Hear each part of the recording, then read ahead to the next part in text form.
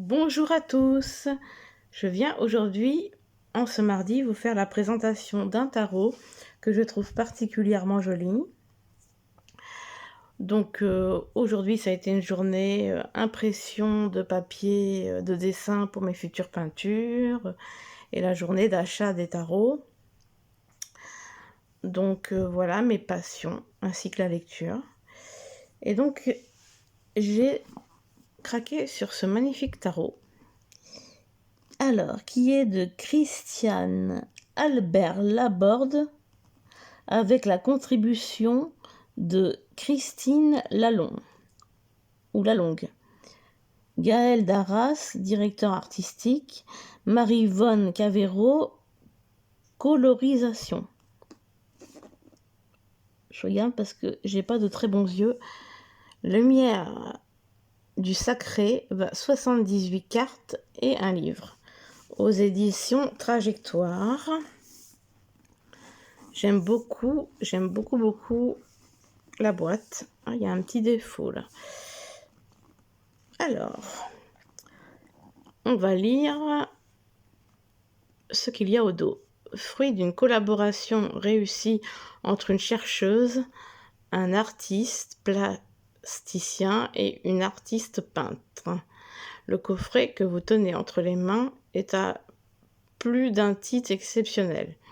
À l'image des précieux manuscrits médiévaux, ce tarot de Marseille, Lumière du Sacré, propose de magnifiques cartes enluminées aux traits soignés et aux figures raffinées.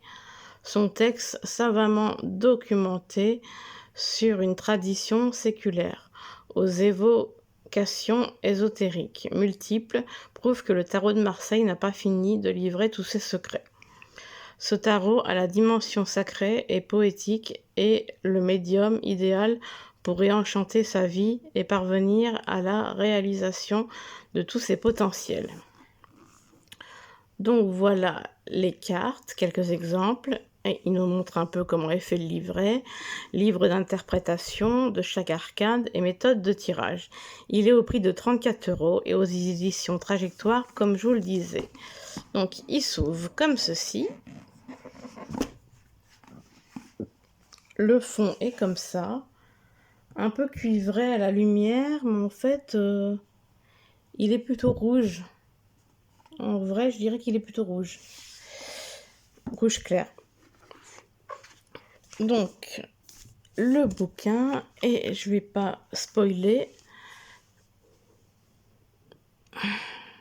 il est très très beau. Magnifique. Bon, on va le découvrir ensemble.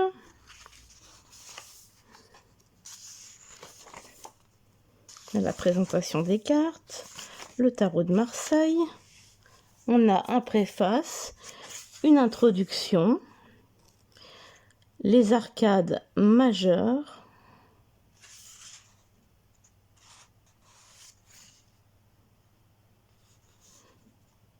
après on a les arcades mineures,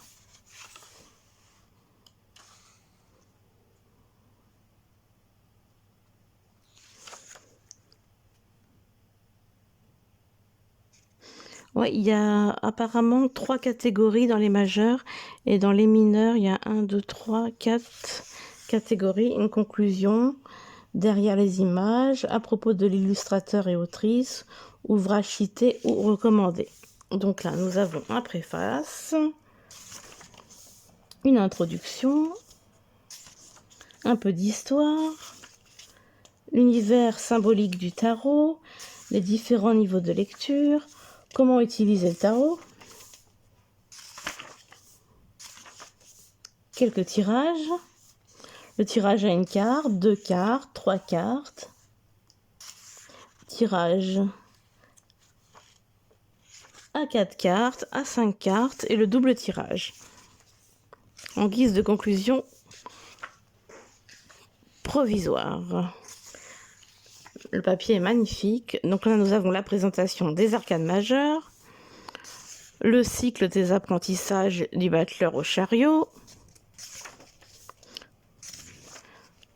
Donc, alors, à partir de quand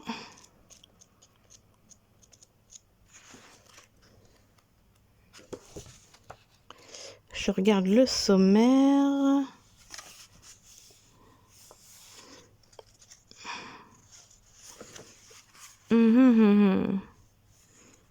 Donc, présentation des arcades majeures, l'apprentissage, et on commence avec le battleur, le numéro, le nom, un texte, le nombre 1, l'interprétation symbolique du battleur, il y a pas mal de textes, l'invitation du battleur, l'ombre du battleur, le battleur et nous.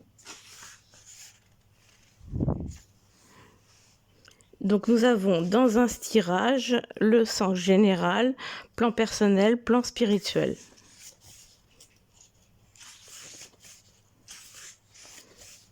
Et comme ça pour toutes les arcanes majeures.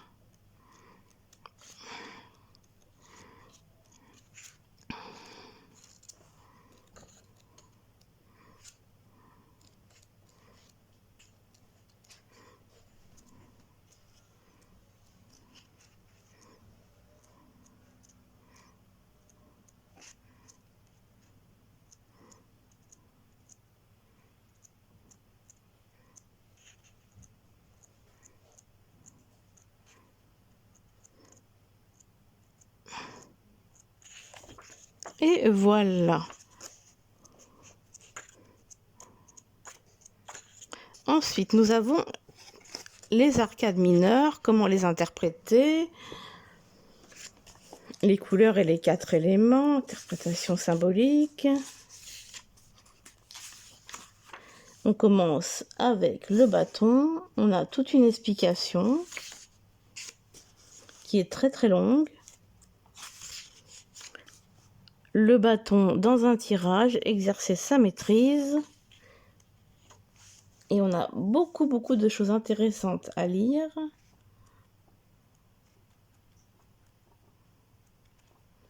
Les valets.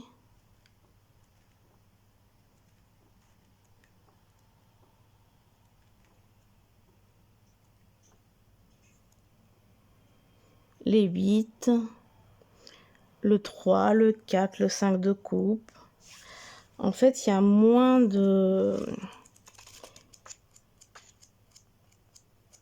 Il y en a moins d'interprétations, en fait, sur les arcades mineures.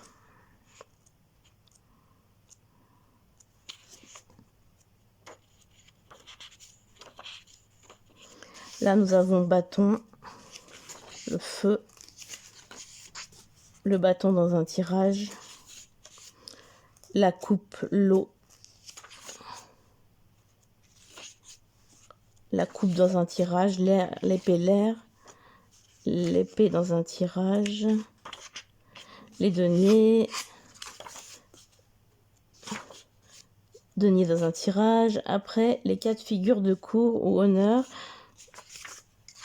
Donc, nous avons les valets, les cavaliers de toutes les séries, les reines, les rois,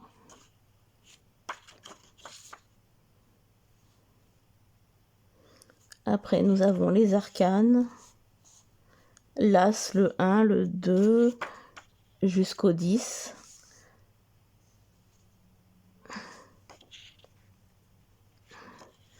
Après, nous avons les figures de cour, roi de bâton, reine de bâton, cavalier de bâton, valet de bâton, l'as de bâton jusqu'au 10. Après, le roi, reine de coupe, cavalier de coupe, valet de coupe,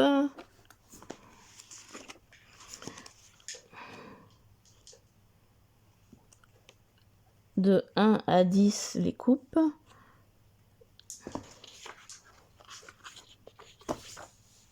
après nous avons les cartes de cour des épées, roi d'épée, reine d'épée, etc. L'as d'épée jusqu'au 10, c'est ça. Après nous avons les figures de denier de 1 à 10 et une conclusion. Et derrière les images, à propos des illustrateurs et autrices, le texte de Christiane Albert Laborde,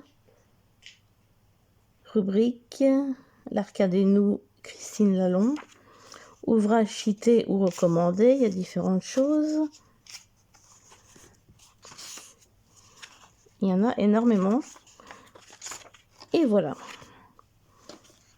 Donc voilà, je trouve ce bouquin super sympa. Un bon classique à avoir dans sa collection, je dirais.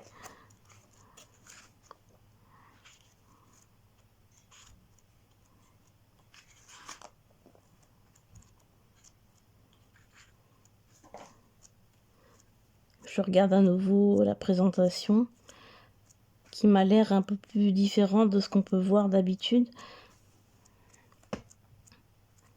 Ah, j'ai ma petite Mina qui vient pour assister à tout ça.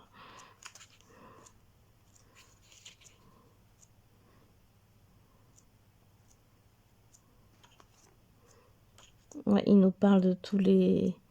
Chaque suite correspond à la terre, l'eau, l'air, tout ça, quoi. Comme les deniers, c'est la terre.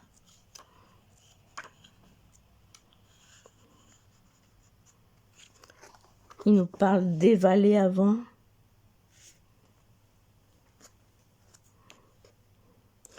Voilà. Alors, on va regarder ensemble les cartes. Ils arrivent dans 2 écrins. Je vais quand même essayer de le retirer. Mais à mon avis, il n'y a pas de surprise en dessous. Ça m'étonnerait. Eh ben non, le fond est noir. Je m'en doutais, mais on ne sait jamais. On ne sait jamais. Avec ce petit support. Alors, on va voir ces magnifiques cartes. J'ai ma Mina qui fait une apparition. Alors, les tranches sont neutres. Le dos est comme ceci. Et nous allons commencer. Alors, le battleur, la papesse, l'impératrice, l'empereur, le pape, l'amoureux, le chariot, la justice, l'ermite, la roue de la fortune, la force, le pendu, l'arcane sans nom, tempérance, diable, maison Dieu, l'étoile, la lune, le soleil, le jugement, le monde, le mat et l'as de bâton, tous les bâtons jusqu'au 10.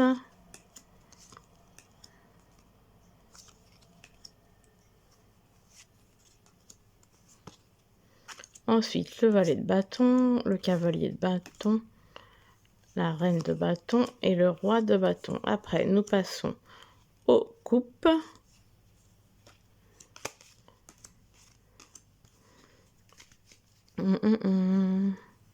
Le 4 et ainsi de suite.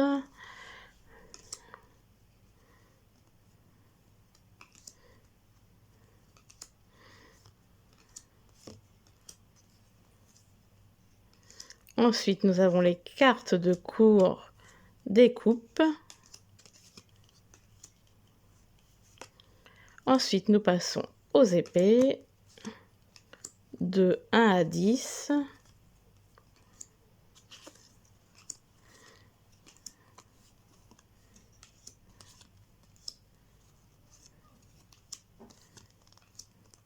Les cartes de cour des épées. J'aime beaucoup ce jeu.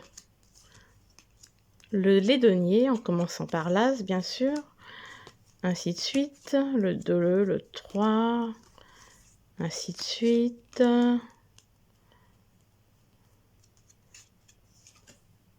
Le 5. Et là, le 6, le 7, le 8, le 9, le 10. Et enfin, les cartes de cour.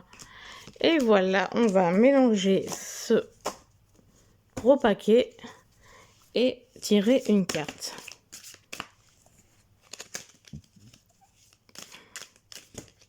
Hop là.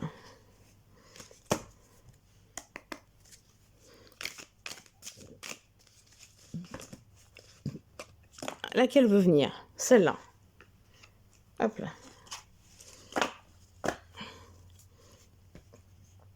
Alors, nous avons le mât. Alors, on va voir l'interprétation dans le bouquin.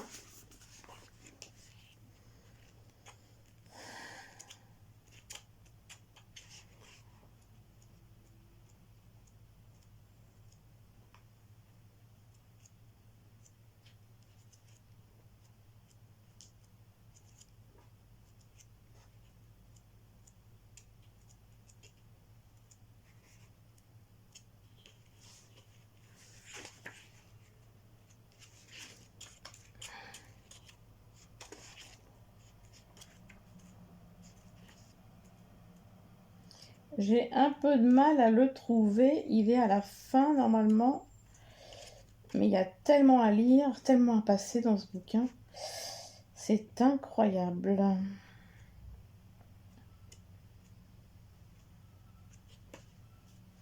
Voilà, le mât. Alors, on va lire ensemble.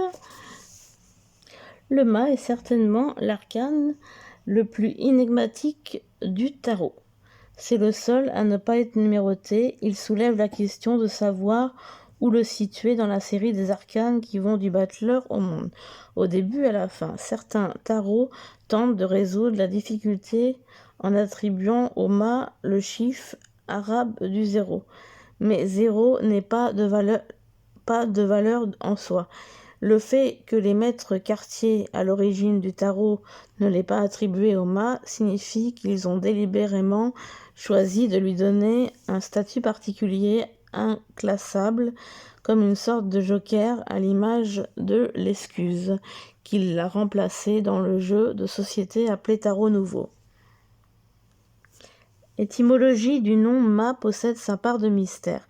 3 origines sont possibles. Mât peut venir de l'arabe et signifier « il est mort », comme dans l'expression « échec et mat », qui se dit d'un joueur d'échecs immobilisé qui a perdu la partie. Ce sens permet de rapprocher le mât de l'arcane, donc l'arcade 13, qui évoque la nécessité de mourir pour honnête. 2. Mât peut aussi dériver du grec match, ouais, je crois que c'est ça qu'on me dit, qui a le sens de savoir qu'on trouve dans le mot en mathématiques. Ce qui laisse penser que le mât possède un savoir et des connaissances qu'il pourrait transporter avec lui dans le petit baluchon qu'il porte sur son dos. Il pourrait les avoir acquises au cours du siècle d'initiation qui vient de s'achever avec l'arcane 21 du monde. Ne peut aussi dériver du mot italien matto qui signifie bouffon ou fou du roi, comme le suggère son costume. Ce personnage avait pour fonction de faire rire. Il jouissait d'un statut ambivalent dans la société médiévale. Il était l'objet de moqueries tout en incarnant la liberté d'agir à sa guise, en faisant fi des usages et des lois qui s'appliquaient aux autres. Le bouffon possédait la sagesse du fou. Aucune de ces interprétations me rend compte précisément du sens complexe de cette figure, d'autant que le mât peut encore être rapproché d'un autre personnage familier au Moyen-Âge, celui du vagabond, du pèlerin ou encore du colporteur. Alors après, je vais peut-être vous passer tous ces résumés de l'histoire et peut-être passer directement dans un tirage parce qu'il y a beaucoup à lire. Je suis pas sûre que vous allez tout suivre. Donc, ouais, dans un tirage, sans général, la carte du mât est la carte de la liberté. Il invite à sortir des chemins balisé, rejeter les conventions sociales, ne pas se conformer à la morale bien pensante pour trouver sa propre voie et la suivre sans céder à la peur ni aux injonctions contraignantes, sans oublier les limites qu'importe le respect de la liberté des autres et celui de ses propres limites pour ne pas se mettre en danger physiquement, psychologiquement ou socialement, dans un usage irraisonné et immodéré de sa liberté. Plan personnel. Le mât invite à définir en toute liberté les valeurs auxquelles conformer sa vie. Non parce que ce sont celles du plus grand nombre, mais parce qu'elles répondent à une exigence intérieure et à un choix éthique. Ce choix affirme la primauté de l'esprit et du cœur sur toutes les injonctions de nos sociétés matérialistes. Plan spirituel, le mât incarne par son exemple un appel vers le dépassement de soi et l'inconnu. Il invite à faire confiance et à faire aussi confiance à la vie, à l'univers ou au divin, pour guider ses pas et être conduit vers le meilleur de soi-même dans un acte de foi et d'abandon complet de sa propre volonté. Je trouve ce message très parlant. Ça me rappelle quelque chose dans ma vie qui actuellement et ça tombe vraiment mais pile poil quoi. C'est ouais. Donc voilà, et ben voilà, j'espère que la présentation vous aura plu. Et j'ai d'autres jeux, 2 autres jeux à vous présenter. J'ai vraiment très hâte. Voilà. J'ai bien aimé les cartes, le bouquin, l'interprétation, le fait qu'il soit très complet. C'est un tarot de Marseille, hein, c'est bien de l'avoir dans sa collection, ça c'est sûr. Moi j'ai été séduite par la boîte, un beige jaune très très pâle. Je trouve ça vraiment très très beau avec quelques dorures. Voilà, merci d'avoir regardé ma vidéo et je vous fais plein de bisous. Bisous bisous.